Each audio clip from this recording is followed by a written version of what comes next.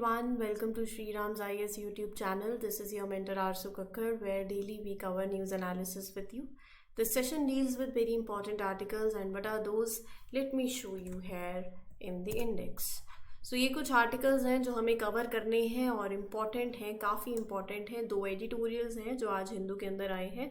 So will talk about them in detail. That is weakening autonomy. ED से associated है, लेकिन इस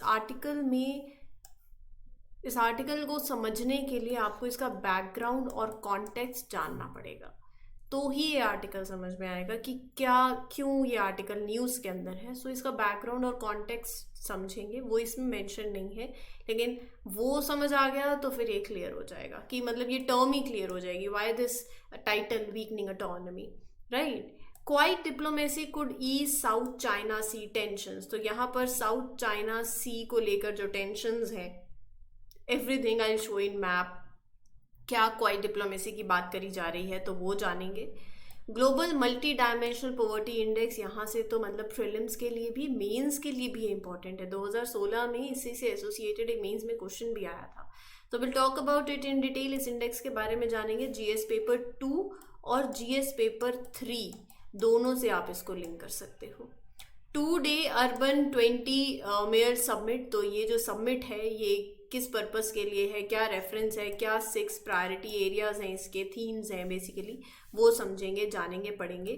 समर्थ scheme किससे एसोसिएटेड है, इसकी फंक्शनिंग, बॉडी एसोसिएटेड, इसके objectives, everything will talk about. GS paper 2 paper 3 से लिंक कर सकते हो. So I think without taking any time इस सेशन को स्टार्ट करते हैं. लेकिन शुरू करने से पहले अगर आपको ये सेशंस अच्छे लगते हैं तो please mark attendance by liking this session. You can share it with the other friends also, and don't forget to subscribe to the channel as well. ठीक है, तो ये रहा आपका पहला आर्टिकल जो आपको दिख रहा है वीकनिंग ऑटोनॉमी को लेके. तो ये वीकनिंग ऑटोनॉमी की जो बात करी जा रही है ना, इसमें इसका बैकग्राउंड जैसे कि मैं आपको बता रही हूँ, इसका कॉन्टेक्स्ट जानने की ज़रूरत है. तो यहाँ पर एक नाम है जो मतलब एसोसिएटेड है, ये नाम एसके मिश्रा जी. तो संजय कुमार मिश्रा जी जो कि चीफ ऑफ ईडी है, पूरा आर्टिकल बात कर रहा है about the Supreme Court ruling regarding the tenure extension of Sanjay Kumar Mishra ji as a chief of ED, Enforcement directorate.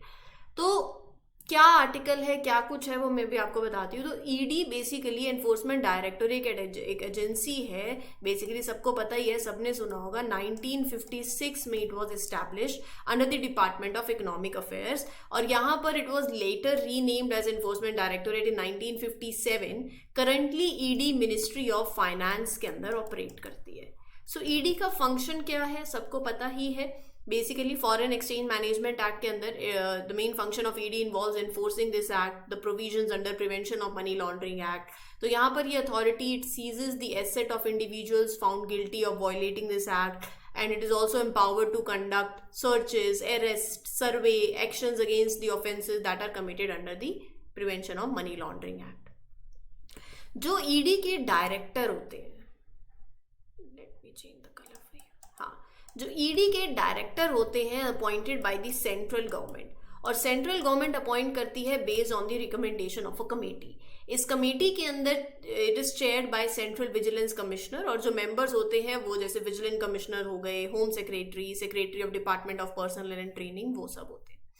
अब हुआ क्या है, तो बात ये है, जो संजय कुमार मिश्रा जी हैं जिनकी हम बात कर रहे हैं, who was the director of ED, he was appointed for the fixed period of 2 years. 2018 के अंदर he was appointed, right, for a period of 2 years. फिर जब उनका tenure was about to end 2020 के अंदर, president changed the order and extended his tenure to 3 years. ठीक है, 3 साल तक, 2023 तक यानी कि. So this extension of Sanjay Kumar Mishra ji tenure was challenge in the Supreme Court by the organisation. 2 साल का टेन्योर था, 3 साल तक आगे एक्सटेंड कर दिया, राइट. सो 2021 में, 2020 में उनका टेन्योर खत्म होने वाला था, एक्सटेंड कर दिया ना, तो 2021 सितंबर के अंदर सुप्रीम कोर्ट ने एक रूलिंग के अंदर ये बोला कि 1 ईयर एक्सटेंशन कोर्ट ने अलाउ किया, 1 साल का एक्सटेंशन, बिकॉज उनका tenure was about to end soon. लेकिन कोर्ट ने ये भी क्लियर कर दिया था कि कोई भी further extension should not be given to Mishra ji, right. 1 साल का एक्सटेंशन अप्रूव किया था। तो अभी सितंबर में 2021 में सुप्रीम कोर्ट ने जजमेंट दी।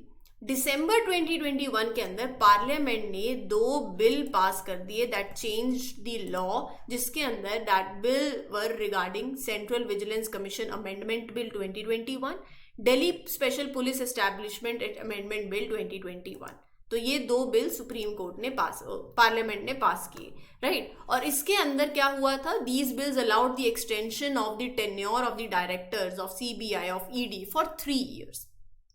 अब इस नए लॉ के अंदर अभी मिश्रा जी का जो टेन्योर था that was extended again from November 2021 to November 2022, and then last year this tenure was extended for the 3rd time until November 2023। तो 2023 तक एक्सटेंशन हो गया। लेकिन ये चीज सुप्रीम कोर्ट में चैलेंज हुई, क्योंकि सुप्रीम कोर्ट ने 2021 के अंदर अपने रूलिंग में बोला था कि 1 साल का एक्सटेंशन दे दिया है, आगे एक्सटेंशन नहीं दिया जाएगा। So they argued that these extensions went against the directive that was issued by Supreme Court. अब यहाँ पर रिसेंटली सुप्रीम कोर्ट ने अपनी जजमेंट दी इस केस के अंदर, और उन्होंने कहा कि ये जो 3rd extension that is given to Mishra ji was not valid, it goes against the earlier directive of Supreme Court. लेकिन और सुप्रीम कोर्ट ने बोला कि he can continue his position till 31st of July, ताकि ट्रांजिशंस जो हैं they go smoother. Overall Supreme Court की judgments को अगर हम पॉइंट्स में रखें तो Supreme Court judgment means that Sanjay Kumar Mishra ji का जो टाइम है as a chief of ED has been shorten and he has been given until 31st of July. ये जो रूलिंग है, current judgement, it is based on the ruling from ये जो सितंबर 2021 के अंदर सुप्रीम कोर्ट ने अपनी रूलिंग दी थी, राइट, कि no further extension will be given. लेकिन यहाँ पे कोर्ट ने एक चीज और डिक्लेयर करी है। कोर्ट ने कहा है कि जो अमेंडमेंट हुआ है टू दीज बोथ एक्ट्स, ये अमेंडमेंट कॉन्स्टिट्यूशनल है। सुप्रीम कोर्ट ने एक्सप्लेन भी किया कि ये जो लेजिस्लेटिव एनेक्टमेंट्स हैं can only be struck down if the appropriate legislature does not have the authority to make the law, but वो है। दूसरी बात, it can be struck down only if it takes away or limits the fundamental rights mentioned in the part 3 of the constitution, तो ऐसा भी नहीं है। So these amendments supreme Court ने इसको कॉन्स्टिट्यूशनल करार कर दिया। तो ये बैकग्राउंड है, ये कॉन्टेक्स्ट है। अभी जो पूरा आर्टिकल न्यूज में है वो इसी के रिगार्डिंग है कि दैट वीकन्स द अथॉरिटी, मतलब यहाँ पर ब्रॉडर इम्प्लीकेशन जो है जजमेंट का, इट एंडोर्सेस द चेंजेस। एक तो पॉजिटिव एस्पेक्ट तो यही है कि उन्होंने बेसिकली 2021 की जो जजमेंट में उन्होंने रूलिंग दी थी, जो बात बोली थी, उसी के रिगार्डिंग में यहाँ पर बात कही, तो एक तो पॉजिटिव एस्पेक्ट में चलेगी रूलिंग। दूसरी जो एस्पेक्ट है वहां पर ब्रॉडर इम्प्लीकेशन उसका यही है that it endorses the changes that follow for annual extensions to CBI and ED. इसका मतलब कि agencies have an assured term of 2 years जो हेड होंगे इनके, एंड कैन बी, मतलब दे कैन गेट 3 year का annual extension also. So petitioner जिन्होंने challenge किया इस एक्सटेंशन को that was given to mister Mishra ji as, तो यहाँ पर उनका ये कहना है कि ये जो एक्सटेंशन है it undermines the independence of office, right? These are influenced by the government instructions. So, however, court rejected their argument, क्योंकि कोर्ट ने जो amendments हैं उन्होंने कहा था कोर्ट ने कि does not violate any fundamental right, लेकिन यहाँ पर ओवरऑल ये आर्टिकल वीकनिंग ऑटोनॉमी की बात कर रहा है because of the power to you can say the judgment that views the granting government the power to undermine the autonomy of these agencies, क्योंकि यहाँ पर rest of the judgment is viewed as that thing, जो कि उन्होंने जो 2 amendments हुई हैं और टेन्योर की एक्सटेंशन की बात हुई है, Supreme court held that constitutional, उसके विद रिस्पेक्ट टू में ये आर्टिकल मेंशन है that is taking this term of weakening the autonomy, right. तो बैकग्राउंड इसका आर्टिकल का क्लियर होना चाहिए था। अगर इसका बैकग्राउंड क्लियर है तो फिर ये आर्टिकल सॉर्टेड है आपके लिए। अगला आर्टिकल है वो है साउथ चाइना सी को लेके, ये सब कुछ मेंशन्ड है यहाँ पे, ठीक है।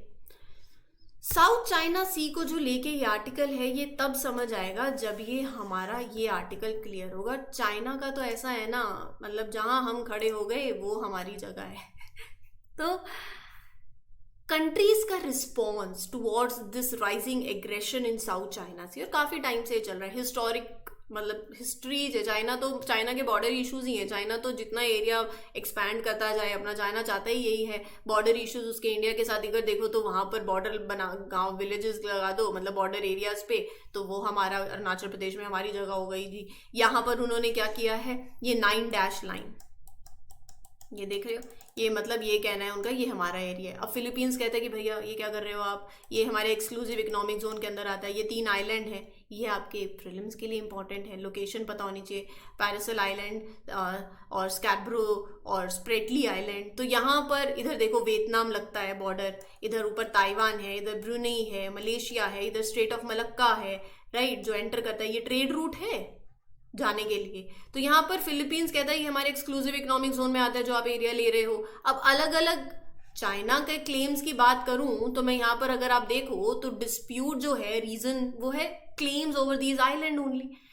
जो पार्सल आइलैंड है it is claim by China, ऊपर ताइवान, इधर वियतनाम। स्प्रैटली आइलैंड फिलीपींस उसको वो करता है, राइट। और जो ये अपना आइलैंड है स्कैब्रो, ये इधर चाइना, ताइवान, फिलीपींस ये क्लेम करते हैं। तो चाइना का तो एजर्शन है, चाइना क्या कर रहा है, changing the size, changing the structure of the reefs, modifying their physical land features, establishing air strips on these islands, right, converting this uninhabited islets into artificial islets. So issues कुल मिला के यही है, disagreement over the dispute settlement mechanism, कोई code of conduct, undefined legal status of it, undefined geographic scope of South China Sea. तो इस context में ये आर्टिकल है जहां पर फिलीपींस जो है, ये फिलीपींस, राइट, अभी फिलीपींस और हमारे इंडिया के फॉरेन मिनिस्टर्स की मीटिंग हुई थी, राइट। तो वहां पर साउथ चाइना सी का जो इशू है उसको भी बात हुई, उस पर भी डिस्कशन हुई थी। तो ना ये हिस्ट्री की बात है जब फिलीपींस ने ये डिसीजन जो है इसको चैलेंज किया in the permanent court of arbitration, right, ताकि इस डिस्प्यूट को रिजॉल्व किया जाए। Arbitration in the sense, arbitration का मतलब यही होता है कि जहां पर आप मतलब मान लो मेरे और यहाँ पर किसी एक पर्सन के बीच में झगड़ा हो गया, तो हम दोनों अपना मैटर जो है, जब आप किसी थर्ड पार्टी को इन्वॉल्व करते हो जो न्यूट्रल हो, जो आपका केस सॉल्व करवा दे, राइट, दैट्स द केस।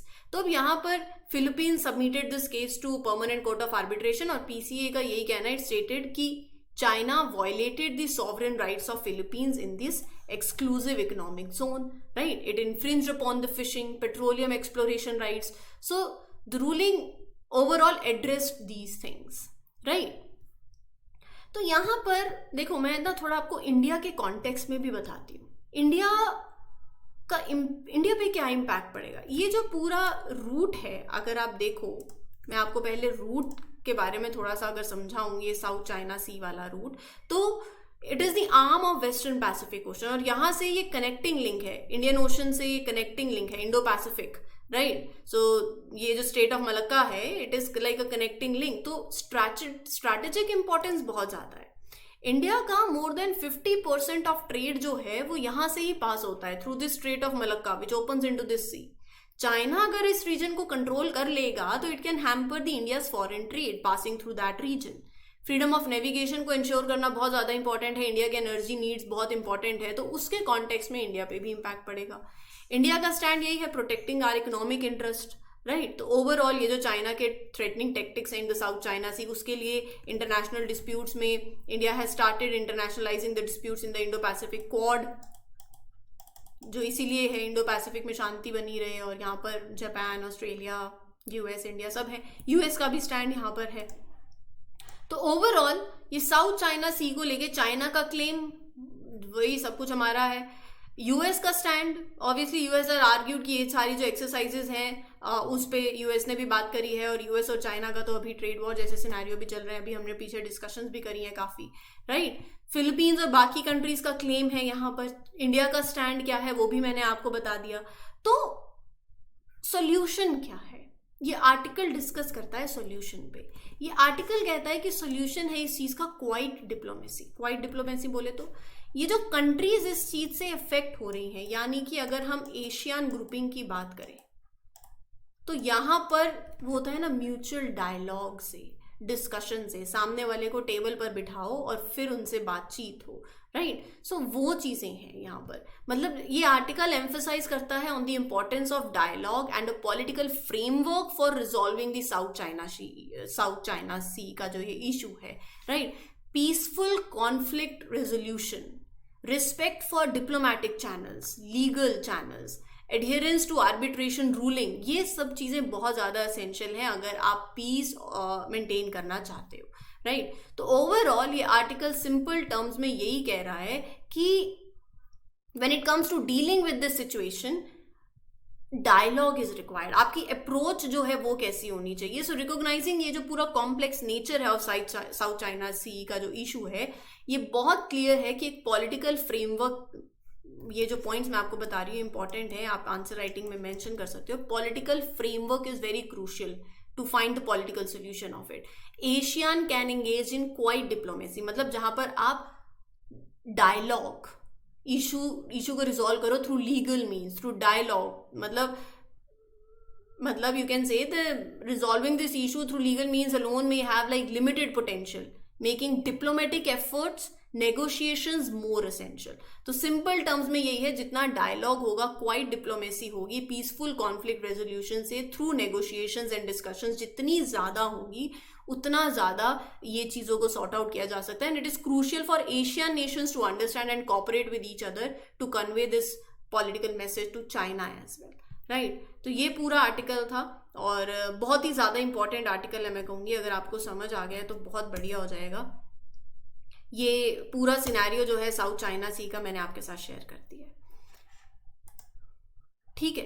तो यहाँ पर ये दो एडिटोरियल्स थे। एक आपका ये जो वीकनिंग ऑटोनॉमी से रिलेटेड है, जीएस पेपर 2 से आप इसको लिंक कर सकते हो। और देखो ये जो रही बात लिंकेज की, जितना ज़्यादा सिलेबस याद कर लोगे, पेपर 1, पेपर 2, पेपर 3, पेपर 4, पूरा जीएस का सिलेबस याद कर लो तो खुद कनेक्टिविटी बैठ जाएगी। और ये आपके इंटरनेशनल रिलेशंस जीएस पेपर 2 के लिए बहुत ज़्यादा इंपॉर्टेंट आर्टिकल है। ये पॉइंट्स आप अपने मेंस में मेंशन कर सकते हो, ठीक है। आगे चलते हैं फिर। ये समर्थ स्कीम को लेकर है। Recently the panel of Samarth scheme implementing partners has been broadened with empanelment of 43 new implementing partners. Additional target of training around 75,000 beneficiaries has been allocated to training parties. बोले तो ये मतलब है, देखो समर्थ स्कीम जो है ना वो बात करती है ट्रेनिंग की। टेक्सटाइल सेक्टर के अंदर जब आप स्किलिंग प्रोवाइड करने की बात कर रहे हो उसकी, एक मैं आपको होमवर्क देती हूँ। जब आप टेक्सटाइल सेक्टर की बात हो ही रही है ना, तो एक मित्रा स्कीम है, पीएम मित्रा स्कीम, अभी बहुत ज़्यादा न्यूज़ में है, अभी लॉन्च हुई है, तो इसको ज़रूर आज आप कवर करना, ये आपके लिए होमवर्क है। समर्थ स्कीम क्या है? समर्थ स्कीम एक प्रोग्राम है जो फोकस करता है कैपेसिटी बिल्डिंग पे, जो फोकस करता है to provide training in the textile sector, और वो ट्रेनिंग जो कि प्लेसमेंट ड्रीवन होगा। एट लास्ट आपको एम्प्लॉयमेंट चाहिए, तो वहां पर ये scheme to meet the demand for the skilled workers in the organised textile industry, ये स्कीम पूरी की पूरी स्कीम का मकसद ही यही है to support the industry in creating more job opportunities. तो ये स्कीम एक डिमांड ड्रीवन इनिशिएटिव है। ये देखो, demand driven placement oriented umbrella skilling programme. So यहाँ पर training is provided based on जो डिमांड है, जो रिक्वायरमेंट है इंडस्ट्री की। तो प्लेसमेंट ओरिएंटेड का मतलब जो स्किल्स प्रोवाइड कर रही है that are valuable for the placement. So overall, the goal is to equip the individuals with the necessary skills to secure jobs in the textile sector. इस scheme के under there are provisions for both entry level skilling और reskilling programs. Entry level skilling का मतलब जैसे जब हम नए नए होते हैं ना, कुछ नहीं पता, एंट्री कर रहे हैं, तो उस टाइम पे आप फ्रॉम स्क्रैच, आप from so as to start their career, आप बेसिक ट्रेनिंग से शुरू करते हो, that is entry level skilling. Up skilling और रीस्किलिंग मतलब ऑलरेडी जैसे किसी के पास 5 साल का एक्सपीरियंस है, कहीं काम किया होता है, तो फिर आप उस एनवायरनमेंट में एंगेज करने के लिए, अडॉप्ट करने के लिए, you help them to go with the skilling so that you go with the changing industry requirements, अपनी एफिशिएंसी को इंप्रूव करो इन द वर्क प्लेस। तो वो अप स्किलिंग हो गया, that enhances the skilling and productivity. अभी recently इसीलिए news में है क्योंकि इम्प्लीमेंटिंग पार्टनर्स जो हैं they have been expanded with the addition of 43 new implementing partners. और यहाँ पर रही बात इसकी इम्प्लीमेंटेशन की, तो मार्च 2024 तक इसका इम्प्लीमेंटेशन पीरियड है। टेक्सटाइल मिनिस्ट्री के अंदर ये आती है और इम्प्लीमेंटिंग एजेंसीज में टेक्सटाइल इंडस्ट्री हो गया, ऑर्गेनाइजेशंस हो गई, state governments having training infrastructure और reputed training institutions, NGOs, trust, company, startups, entrepreneurs who are active in the textile sector. तो ये सारा इनके अंदर इम्प्लीमेंटिंग एजेंसीज हो गई। ये है आपकी समर स्कीम, पीएम मित्रा स्कीम, जैसे कि मैं बात कर ही रही हूँ, उसको एक बार कवर कर लेना। वो इससे एसोसिएटेड नहीं है, मतलब टेक्सटाइल सेक्टर की अभी हम बात कर रहे हैं तो वहां से एसोसिएटेड है, ठीक है। मल्टी डायमेंशनल पॉवर्टी इंडेक्स की बात करते हैं, आपके जीएस पेपर 2 और जीएस पेपर 3 के लिए इंपॉर्टेंट है। इसकी फाइंडिंग्स पे मैं बाद में आऊंगी, पहले इस इंडेक्स की बात करती हूँ।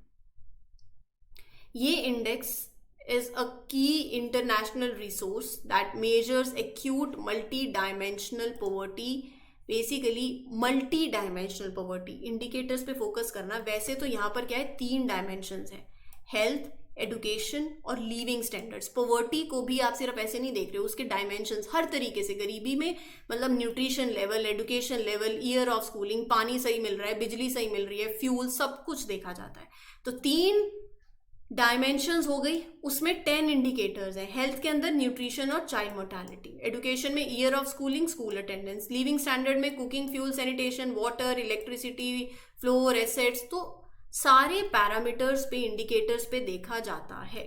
2010 के अंदर, अभी अच्छा वो मैं आपको बाद में बताती हूँ, पहले यहाँ पर ही देख लो। इस बार की रिपोर्ट ने हाईलाइट किया है कि 15 सालों में 2005, 2006 से 2019, 2021 तक a total of 415 million people moved out of the poverty in India। और यहाँ पर ये पूरी फाइंडिंग्स इंडिया की इम्प्रूवमेंट की तरफ ही टिल्टेड है, मतलब इंडिया ने अच्छी इम्प्रूवमेंट करी है। 2010 में ये पहली बार लॉन्च हुआ था index bye UNDP and Oxford poverty and human development initiative. तो 10 इंडिकेटर्स हैं स्पैनिंग अक्रॉस दीज 3 डायमेंशंस, ये मैंने आपको बता ही दिया। बहुत ही इंक्लूसिव है ये इंडेक्स, मतलब ये बहुत हेल्प करता है अगर आप you want to come up with like policies, government और ऑर्गेनाइजेशंस के लिए भी they get that insight proper with specific dimensions. क्योंकि एमपीआई नॉट ओनली आइडेंटिफाई कि पर्सन पुअर है या नहीं है, इंटेंसिटी ऑफ द पॉवर्टी भी देखता है, राइट। It takes into account number of deprivations a person faces,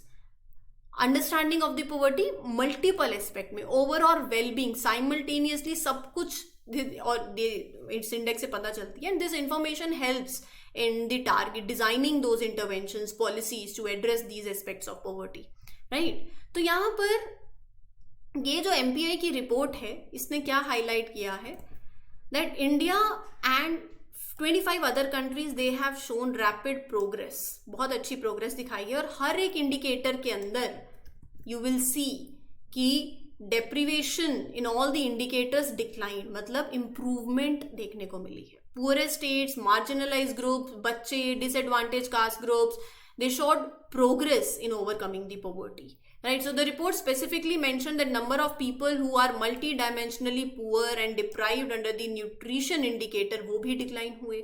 बच्चे under the age of 18 account for half of the MPI poor people. तो मतलब ये तो पूरा रिपोर्ट यही कह रही है कि इंडिया और 25 other countries successfully halved their global MPI values. बहुत ही अच्छी पॉवर्टी रिडक्शन एफर्ट्स उन्होंने किए हैं। और यहाँ पर अगर आप देखोगे तो poverty rate among childrens was reported to be 27.7%, while among adults it is 13.4%। So overall report की फाइंडिंग इंडिया के लिए पॉजिटिव ट्रेंड में ही जा रही हैं। तो सब्सटेंशियल नंबर जो है वो भी आप यूज कर सकते हो। सो इम्प्रूवमेंट है in all these indicators, India की प्रोग्रेस है इन दी पॉवर्टी रिडक्शन। और इंडिया, लेकिन still India has more than 230 million people who are poor. Efforts are being taken, you are understanding things. National definitions जो हैं overall, मतलब they offer a comprehensive understanding of the poverty specific to each country.